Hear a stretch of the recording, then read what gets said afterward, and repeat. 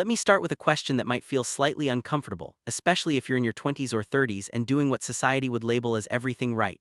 You went to school, maybe university. You got a job, you earn a stable income. On paper, your life looks fine, yet somehow, despite earning more than you did a few years ago, money still feels tight, not in a dramatic, crisis-driven way, but in a quiet, persistent way. The kind of tightness where you're not drowning, but you're also not breathing freely. And the strange part is this: you can't quite point to a single mistake. Nothing feels reckless, nothing feels irresponsible. Still, progress feels slow, or worse, invisible. This is the financial state many middle-class earners in the United States and Europe live in today. Not poor, not wealthy, just permanently in between. You earn enough to pay the bills, upgrade your lifestyle slightly every few years, maybe take a vacation, maybe buy a nicer car than before.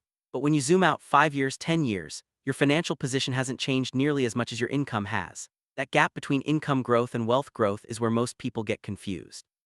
And confusion is dangerous in personal finance, because when you don't understand the system you're operating in, you end up blaming yourself instead of the structure. To understand this, it helps to borrow a concept from fitness, because money and body composition follow surprisingly similar rules. In fitness, there's the idea of bulking and cutting. Bulking is when you intentionally eat more, gain weight, and build muscle. Cutting is when you reduce intake, lose fat, and refine what you've built. Neither phase is bad. The problem starts when you think you're in one phase, but your behavior belongs to the other. Or worse, when you're stuck in a messy middle where you're doing neither properly. Most people believe they are financially cutting. They think they're being responsible, they're paying bills, they're making minimum payments, they're not doing anything extreme. But in reality, their financial life is structured like a permanent bulk, consuming more, upgrading continuously, adding financial weight without ever switching phases. And because the bulk is slow and socially normalized, it doesn't feel dangerous, it just feels normal. Let's make this concrete with a familiar scenario, one that works almost identically whether you live in the US, the UK, Germany, or anywhere in Western Europe. Imagine a young professional earning the equivalent of $4,500 a month after tax. This is not an unusual number. It's not luxury money, but it's also not entry-level poverty. From the outside, this person is doing well. Now let's walk through where that money goes, not dramatically, just realistically. Rent or mortgage takes about $1,500. In some cities it's more, in others slightly less, but housing will almost always be the largest fixed expense. That leaves $3,000. Then there's a car payment or transport costs, maybe $450 a month. Insurance, fuel, maintenance quietly add another $200. Now you're at $2,350. Student loans or some form of education debt take $300. Credit card minimums, maybe $150. Subscriptions, streaming, cloud storage, software, gym memberships, $100. Groceries and basic food, $400. Occasional eating out, $250. Suddenly, without anything extravagant, you're down to roughly $1,150. This remaining money is where people believe they're making choices. This is the part that feels flexible. Clothes, gadgets, short trips, upgrading a phone, a better laptop, social events, gifts, small luxuries, and most months this money disappears without friction, not because you're irresponsible, but because modern life is designed to absorb surplus. There's always something slightly better you could buy, always something slightly more convenient. And because your income supports it, the spending doesn't trigger panic, it triggers comfort. At the end of the month, maybe you save $200, maybe $300 in a good month. You tell yourself that's reasonable. After all, you're not rich. You're still building your career. You deserve some enjoyment, and that's true. But here's the uncomfortable observation. Saving what's left over is not the same as being in a financial cutting phase. It's more like accidentally maintaining weight while slowly gaining fat. The hidden mistake most people make is not overspending in a dramatic sense. It's misidentifying their financial phase. They think because they're not reckless, they're being strategic. But strategy requires intention, not just restraint. In fitness terms, this is like saying, I didn't eat junk food today, so I must be getting lean, while still eating more calories than your body needs. The math doesn't care about intentions. Money works the same way. What makes this even more confusing is that the system rewards you for staying in this middle state. Credit cards don't punish you immediately. Car loans are framed as normal. Lifestyle upgrades are presented as milestones of success. Every small financial decision is individually reasonable. Collectively, they form a structure that keeps you financially bulky: high cash flow, low flexibility, minimal leverage. Psychologically, this is comforting. Humans prefer consistency over optimization. Once your lifestyle stabilizes at a certain level, your brain starts protecting it. A higher rent becomes normal, a car payment becomes non-negotiable, and any suggestion of reducing these feels like loss, even if it's temporary. Loss aversion is powerful. Losing $500 in lifestyle feels worse than gaining $500 in savings feels good. So people avoid the feeling, not realizing that avoidance has a long-term cost. At this stage, nothing feels broken enough to fix. You're not desperate, you're not failing, you're just stuck. And that's why this phase can last decades. People assume wealth is something that arrives gradually as income rises, but income and wealth are not the same variable. Income is flow, wealth is storage. Bulking without cutting increases flow dependency. Cutting without bulking starves growth. Most people do a little of both unintentionally and wonder why neither result shows up clearly. If this pattern continues untouched year after year, the long-term impact isn't dramatic collapse. It's something quieter and arguably worse: delayed freedom. You remain dependent on monthly income longer than necessary. Job stress feels heavier because you have less margin. Risk feels scarier because obligations are fixed, and even when income rises, the structure simply expands to absorb it. Financially intelligent people don't necessarily earn wildly more. What they do differently is understand which phase they're in and behave accordingly. But before we talk about how they think, it's important to fully see the system you're already inside, because clarity, not motivation, is what changes financial behavior. This isn't about guilt. You didn't fail. You followed the default settings. The question is not, how do I make more money, but something quieter and more powerful: what phase am I actually living in right now, and is my behavior aligned with it? Once you clearly see that most people are unknowingly living in a permanent financial bulk, the next logical question is, why does this structure exist in the first place? Why does a lifestyle that looks reasonable, responsible, and socially approved still fail to produce meaningful financial progress over time? The answer is not that people are bad with money. It's that the modern financial system is designed around cash flow comfort, not wealth accumulation. And unless you understand this difference at a structural level, your decisions will always feel sensible while your results remain disappointing. Let's talk about the system itself, not in abstract terms but through plain, unemotional math. Because money, unlike motivation, does not respond to intention, it responds to arithmetic, and arithmetic has no sympathy for effort. Go back to the example of earning $4,500 a month after tax. Over a year, that's $54,000. Now imagine that after all expenses you manage to save $300 a month. Again, this sounds responsible. Many people save less, some save nothing. So this person feels ahead of the curve. Over a year, that's $3,600 saved. Over 5 years, assuming discipline and consistency, that becomes $18,000, ignoring interest for simplicity. Now pause here and really absorb that number. 5 years of working, 5 years of showing up, 5 years of promotions, stress, deadlines, and responsibility, and the net financial buffer created is $18,000. That's not nothing, but it's also not freedom. It doesn't buy you time, it doesn't meaningfully reduce dependency on income, it doesn't allow you to take risks, it mostly just sits there as psychological reassurance. Now let's contrast that with one single decision that feels harmless in the moment: a car upgrade.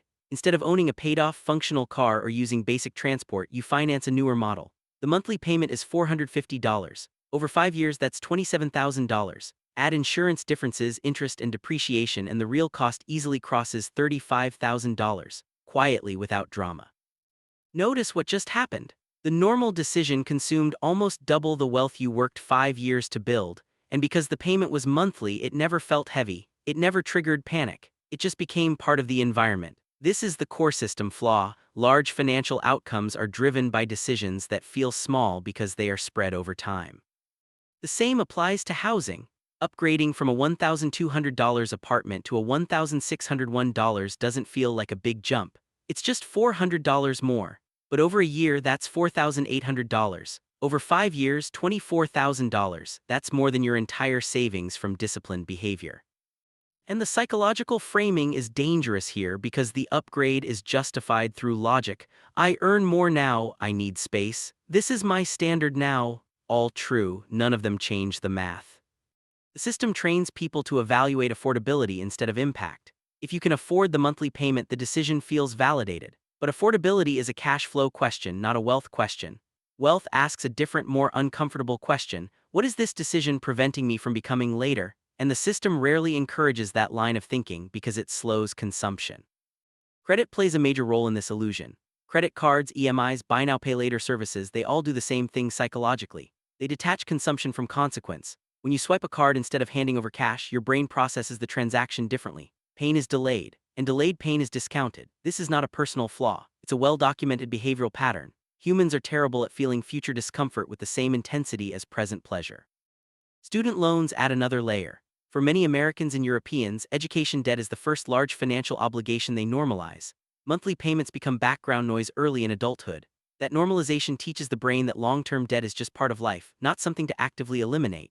So when car loans or credit card balances appear, they slide into an already accepted mental category. This is just how adult life works.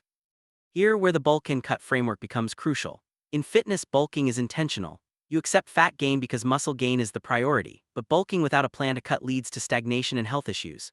Financially, most people are bulking without intention.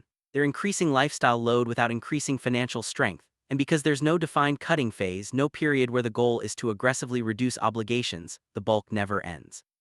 The psychological reason people stay here is subtle. Cutting feels like regression. It feels like going backward. Reducing lifestyle, even temporarily, triggers identity discomfort. People don't want to feel like they're doing worse than before, especially in societies where visible consumption is tied to perceived success. A smaller apartment, an older car, fewer upgrades, these things may be financially rational, but emotionally they feel like loss.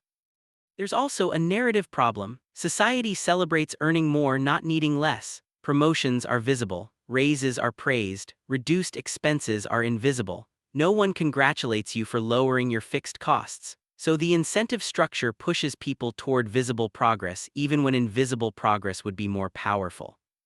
If this system remains unchallenged, the long-term impact compounds quietly.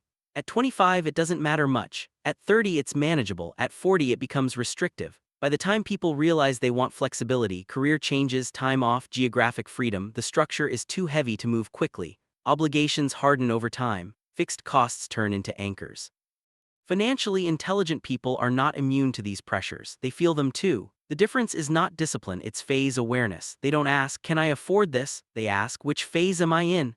If they are in a growth phase, they keep costs intentionally low to build optionality. If they are in a consumption phase, it's deliberate and funded by prior cuts. This shift in thinking doesn't require extreme frugality, it requires clarity, and clarity changes behavior naturally without guilt or force. When you see that a $400 monthly upgrade is not just $400, but 5 years of lost leverage, your preferences adjust on their own, not because someone told you to sacrifice, but because the trade-off becomes visible. In the next part, we'll move away from math and systems and look more deeply at the psychology underneath all of this. Why even intelligent, rational people keep repeating these patterns, and why awareness alone already puts you ahead of most earners. At this point, the math is clear. The system is clear. Yet if math alone were enough, far more people would already be financially secure. The real reason the bulk without cut pattern persists has very little to do with intelligence or effort. It has to do with identity, emotion, and the way humans adapt to their environment. Money decisions feel rational on the surface, but underneath them is a constant negotiation between comfort, belonging, and self-image. One of the most powerful forces shaping financial behavior is normalization. Whatever lifestyle you live long enough begins to feel like the baseline. A $1,600 rent stops feeling expensive once it's paid for a few months. A $450 car payment feels normal after the initial excitement fades. Your brain adjusts quickly, and once something is normalized, removing it feels painful, even if it was never essential in the first place. This is why cutting is psychologically harder than bulking. Gaining feels like progress, reducing feels like loss. This is where identity quietly enters the picture. People don't just buy things, they buy continuity. Your lifestyle becomes evidence of who you are and where you stand. In the US and Europe especially, financial independence is admired, but financial restraint is often misunderstood. Driving a newer car signals competence. Living in a nicer apartment signals stability. Upgrading technology signals relevance. These signals matter socially, even if we don't like to admit it. So when someone considers cutting back, it doesn't feel like a financial decision, it feels like an identity downgrade.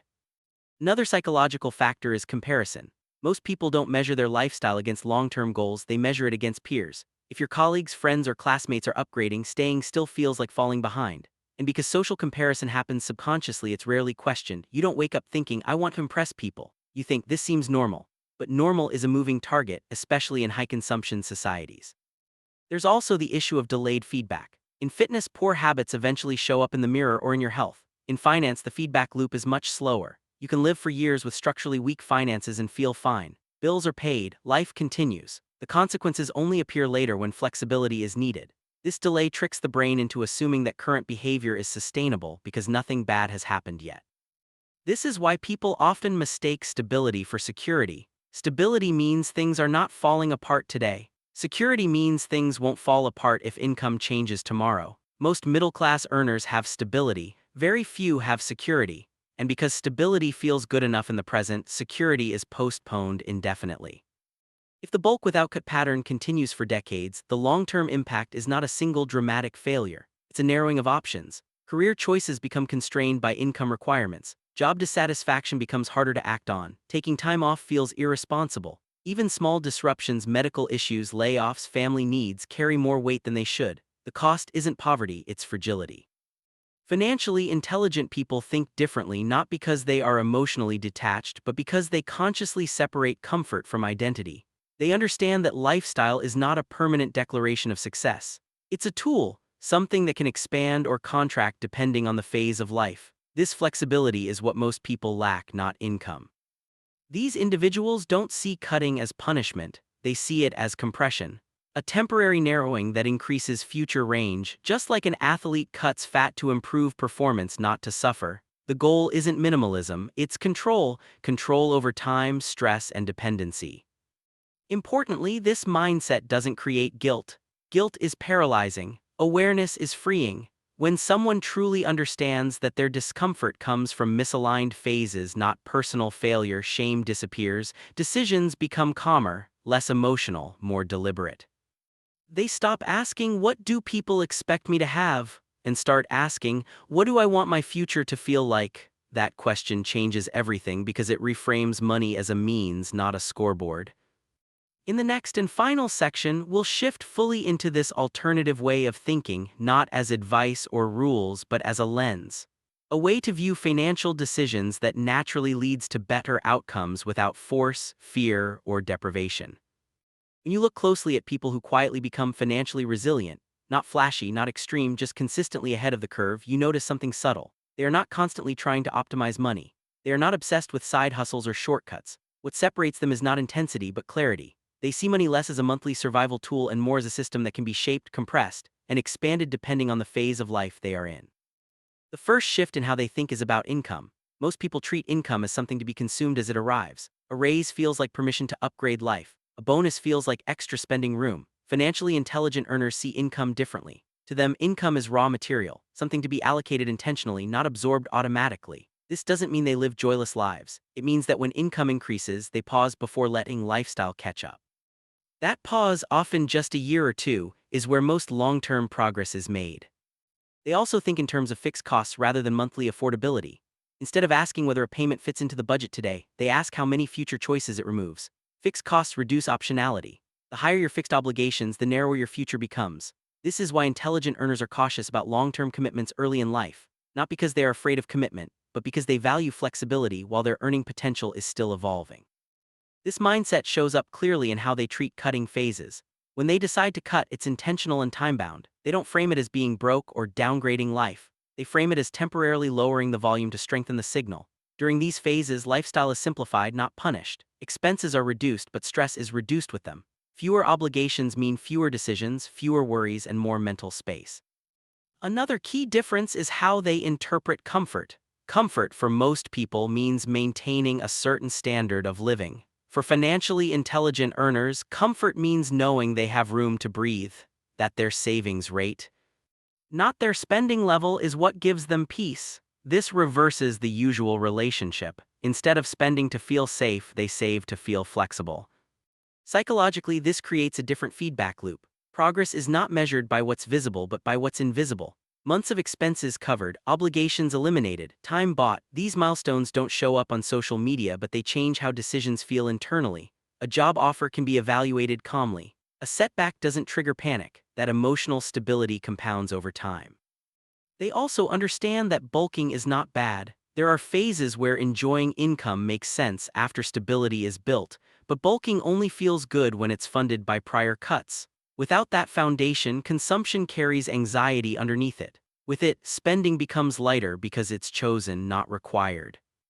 Crucially, this way of thinking does not require perfection. Financially intelligent people still make mistakes. They still spend on things that don't deliver value. The difference is recovery speed. Because their system is flexible, mistakes don't cascade. One poor decision doesn't trap them for years.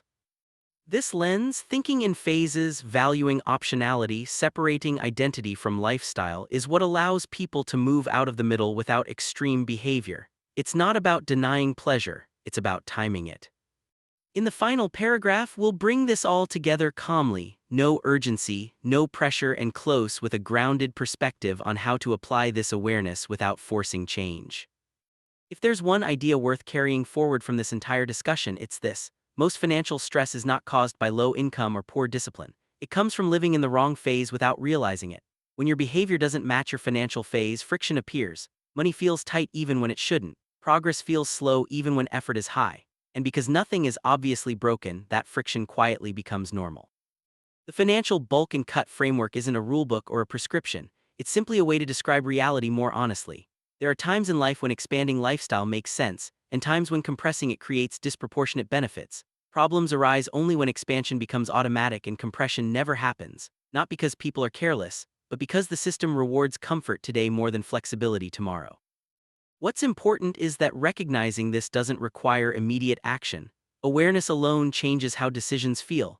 Once you understand that a higher fixed cost isn't just a monthly payment but a long-term trade-off, your brain naturally pauses before agreeing to it. That pause is powerful. It's not about saying no to everything. It's about saying yes with clarity.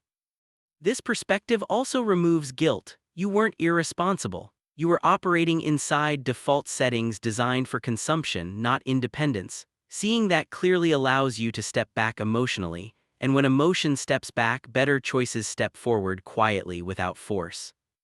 Financial intelligence is not visible. It doesn't announce itself. It shows up as calm, as patience, as the ability to wait. It shows up when a person can choose stability over status, flexibility over appearance, and timing over impulse. These choices don't make life smaller, they make it lighter. At some point, everyone reaches a moment where they want more control over their time, their work, or their stress. The people who handle that moment well are rarely the ones who earn the most. They're the ones who understood their phase early enough to adjust without panic. You don't need to overhaul your life after watching this. You don't need extreme rules or dramatic cuts. Just notice which phase you're actually in and whether your behavior matches it. That clarity alone puts you ahead of most people. If this way of thinking helped you see your finances more clearly, you can subscribe for more calm, rational discussions like this.